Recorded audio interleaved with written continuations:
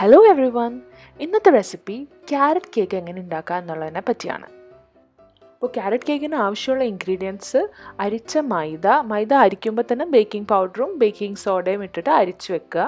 പിന്നെ grated carrot വേണം, പഞ്ചസാര പൊടിച്ചത്, വനീല എസൻസ്, ഓയിൽ, പിന്നെ 2 മുട്ട. ഓയിൽ എടുക്കുമ്പോൾ വെളിച്ചെണ്ണ എടുക്കരുത്. കുക്കിംഗ് ഓയിൽ സൺഫ്ലവർ ഓയിലോ കോൺ ഓയിലോ കനോള ഓയിലോ അങ്ങനത്തെ ഓയിലൊക്കെ യൂസ് ചെയ്യാം കുക്ക് ചെയ്യാനായിട്ട്. പിന്നെ നിങ്ങൾക്ക് നട്ട്സൊക്കെ ഇഷ്ടമുള്ളവരാണെങ്കിൽ കുറച്ച് വാൾനട്ടോ കാഷ്യോ ഒക്കെ ഇതിൻ്റെ ഒപ്പം പൊടിച്ച് ചേർക്കാം. ഞാൻ ക്യാരറ്റ് മാത്രമാണ് ഈ റെസിപ്പിയിൽ യൂസ് ചെയ്തിട്ടുള്ളൂ. അപ്പോൾ ഫസ്റ്റ് നമ്മൾ ആ 2 മുട്ടയും ഉടച്ച് ചേർക്കുക. എന്നിട്ട് നമ്മൾ എടുത്തേക്കുന്ന ഓയിലും അതിനകത്തോട്ട് ഒഴിക്കുക. ഓയിലും എഗ്ഗും കൂടെ ഫസ്റ്റ് നമ്മുടെ കയ്യിലുള്ള ബീറ്റർ കൊണ്ടോ അല്ലെങ്കിൽ മിക്സിയിലോ നന്നായിട്ടൊന്ന് ബീറ്റ് ചെയ്തെടുക്കുക. മിക്സി യൂസ് ചെയ്താലും കുഴപ്പമില്ല. ഇനി അത് നന്നായിട്ട് ബീറ്റ് ചെയ്ത് കഴിഞ്ഞതിന് ശേഷം നമ്മൾ ഷുഗർ ആഡ് ചെയ്ത് കൊടുക്കണം. പഞ്ചസാര പൊടിച്ച് അരിച്ചെടുക്കണമായിരിക്കും നല്ലത്. അതാകുമ്പോൾ കട്ടയൊന്നും ഉണ്ടാവില്ല, അപ്പോൾ പെട്ടെന്ന് അത് മിക്സ് ആയിക്കോളും. ആ പഞ്ചസാര പൊടിച്ചതൊക്കെ നമ്മുടെ മുട്ടയും ഓയിലിൻ്റെയും മിക്സിലേക്ക് ശരിക്ക് ചേരുന്നത് വരെ ശരിക്ക് ബീറ്റ് ചെയ്തുകൊണ്ടിരിക്കുക. അടുത്തതായിട്ട് നമ്മൾ ചേർക്കേണ്ടത് വനീല എസൻസ് ആണ്. ഞാൻ യൂസ് ചെയ്യണത് ഫ്ലോസ്റ്റർ ക്ലാക്സിൻ്റെ വനീല എസൻസ് ആണ്. ഏത് എസൻസ് യൂസ് ചെയ്താലും കുഴപ്പമില്ല. വനീല എസൻസ് നിങ്ങൾ ചേർത്തില്ലെങ്കിൽ ആ ക്യാരറ്റിൻ്റെയും മുട്ടയുടെയും ഒക്കെ ഒരു മണം ഉണ്ടാവാൻ ചാൻസ് ഉണ്ട്. അടുത്ത് നമ്മൾ ഗ്രേറ്റ് ചെയ്ത് വെച്ചേക്കുന്ന ക്യാരറ്റ് ഈ മുട്ടയും ഓയിലും പഞ്ചസാരയും കൂടി മിക്സ് ചെയ്ത് വെച്ചേക്കുന്ന അതിലോട്ട് ചേർക്കുക. അപ്പോൾ അത് പതുക്കെ ഒരു സ്പാച്ചുല വെച്ച് ഫോൾഡ് ചെയ്താൽ മതി. ഒരുപാട് ഇളക്കരുത്, കാരണം കേക്ക് റൈസ് ചെയ്യില്ല ക്യാരറ്റിൻ്റെ വെള്ളം ബാറ്ററിലോട്ട് ഇറങ്ങിക്കഴിഞ്ഞിട്ട് ഉണ്ടെങ്കിൽ.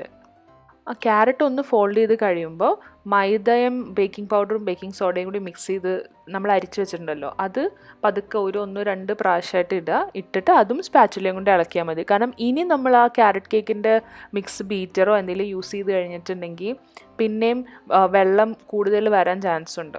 അപ്പം ഏറ്റവും നല്ലത് അതൊരു സ്പാച്ചുല വെച്ച് വെറുതെ ഫോൾഡ് ചെയ്ത് കൊടുക്കുന്നതാണ്.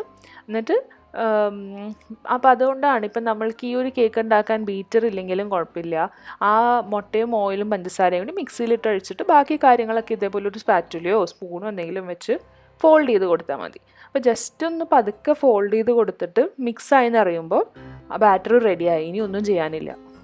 അപ്പോൾ കേക്ക് ഉണ്ടാക്കുന്നതിന് മുമ്പ് നിങ്ങൾ യൂസ് ചെയ്യുന്ന അവൻ ഒന്ന് പ്രീഹീറ്റ് ചെയ്ത് വെക്കണം. അപ്പോൾ ഒരു 160 ഡിഗ്രി സെൽഷ്യസിൽ ഒരു 5 മിനിറ്റ് ഞാൻ എൻ്റെ അവൻ പ്രീഹീറ്റ് ചെയ്യാൻ വേണ്ടി വെച്ചേക്കുകയാണ്. അത് കഴിഞ്ഞിട്ട് നമ്മൾ ബാറ്റർ ഒഴിക്കേണ്ട ടിൻ റെഡിയാക്കുക. അപ്പോൾ ടിന്നിലൊരു ബട്ടർ പേപ്പർ ഇടുക. ബട്ടർ പേപ്പറിൻ്റെ മുകളിൽ കുറച്ച് ഓയിലും പുരട്ടി കുറച്ച് ഫ്ലോർ ഡസ്റ്റ് ചെയ്യുക. അതാകുമ്പോൾ കേക്ക് റിലീസ് ചെയ്യാൻ നേരത്ത് നല്ല എളുപ്പമായിരിക്കും. എന്നിട്ട് ബാറ്റർ അതിനകത്തോട്ട് പതുക്കെ ഒഴിക്കുക. ചെയ്യാൻ വേണ്ടി അതിൻ്റെ എയർ ബബിൾസ് ഒക്കെ എസ്കേപ്പ് ചെയ്യാൻ ജസ്റ്റ് ആ നമ്മളുടെ കിച്ചൺ സ്ലാബിലൊന്നു ടാപ്പ് ചെയ്ത് കൊടുക്കുക. അടുത്തത് അവനിലേക്ക് കേക്ക് എടുത്ത് വെക്കുക, ടിന്ന്. അപ്പോൾ നിങ്ങളുടെ കേക്ക് വെച്ച് കഴിഞ്ഞാൽ എപ്പോഴും അവൻ തുറന്നുകൊണ്ടിരിക്കരുത്. അപ്പോൾ അതിൻ്റെ ചൂട് പോയി കഴിഞ്ഞാൽ ചിലപ്പോൾ കേക്ക് റൈസ് ചെയ്യുന്നതിനെ അഫക്റ്റ് ചെയ്യാം.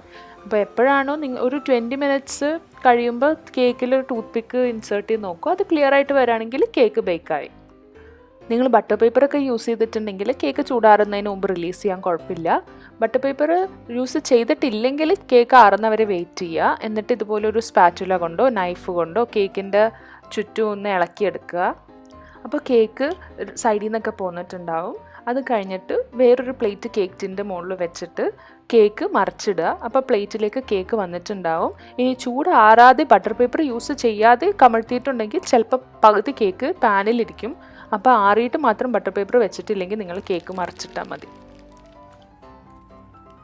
ക്യാരറ്റ് കേക്ക് നല്ല റൈസ് ചെയ്തൊക്കെ വന്നിട്ടുണ്ട്. ഉള്ള നല്ല സോഫ്റ്റ് ആൻഡ് മോയിസ്റ്റ് ആണ് ക്യാരറ്റ് കേക്കിൻ്റെ. ഈ റെസിപ്പി എല്ലാവരും ട്രൈ ചെയ്ത് നോക്കണം. ക്യാരറ്റ് കേക്ക് എപ്പോഴും എല്ലാവരും ആദ്യമായിട്ട് ഉണ്ടാക്കി നോക്കണം കേക്കാണ്.